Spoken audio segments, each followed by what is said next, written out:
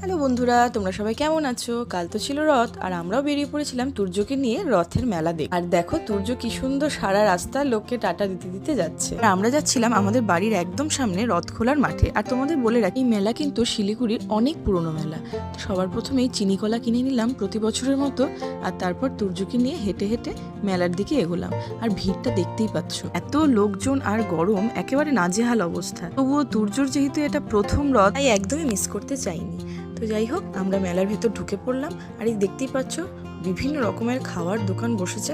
আর এই দিকে যেহেতু রাস্তাটা খুবই চাপা, তাই লোকের ভিড়টা আরো বেশি মনে হচ্ছিল। আমরা এই ভিড় ঠেলে কোনো রকম তুর্যকে নিয়ে খুব সাবধানে এগিয়ে গেলাম। আর এই যে ছোটবেলার সব থেকে প্রিয় জিনিস মাটির ঘর, এইগুলো কিন্তু মেলায় গেলে আমরা কিনতাম।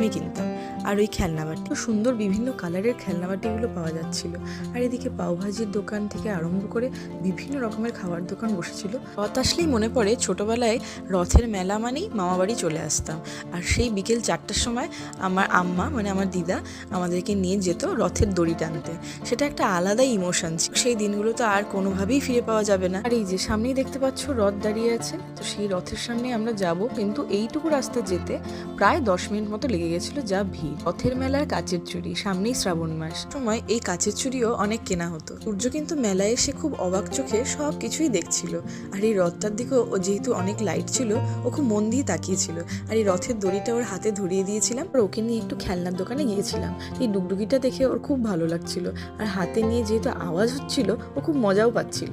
সারা রাস্তা এটা নিয়েই ও বাজাতে বাজাতে গিয়েছিল। এখান থেকে বেরিয়ে মাটির খেলনার দোকানে গিয়েছিলাম, আর ওর জন্য এই খেলনাটা নিয়েছিলাম। রাস্তায় এত ভিড় যে এক দোকান থেকে আরেক দোকান যেতে সময় লেগে যাচ্ছিল। তো মেলা মানেই লোকের ভিড়, তবু আমরা এখন একটু অস্থির হয়ে পড়ি। রথের মেলা মানেই লটকা তো খেতেই হবে, আর পাঁপড় ভাজা। আমরা আর দেরি না করে চলে গিয়েছিলাম শিবশঙ্করের জিলাপি কিনতে। জিলেপি, গজা, এগুলোও একটা মেলার ইমোশন। তখন গরম গরম ভাত ছিল। আমরা কিছুক্ষণ ওয়েট করে জিলাপিটা কিনে নিয়ে আমরা চলে গেছিলাম আইসক্রিম কিনতে। তো ওখান থেকে আমরা দুজনে দুটো আইসক্রিম নিয়ে নিলাম।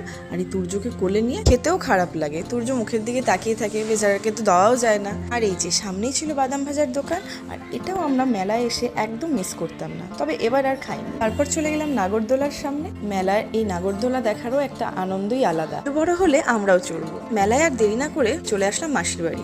আর সেখানেই ছিল, প্রতিবার তো আমাদের সাথেই যাই, কিন্তু এবার পা ব্যথার জন্য আর যাইনি। আমরা সবাই মিলে জিলেপি খেয়ে নিয়ে বাড়ি চলে এসেছিলাম। ভিডিওটা ভালো লাগলে লাইক, কমেন্ট, শেয়ার করো। টাটা।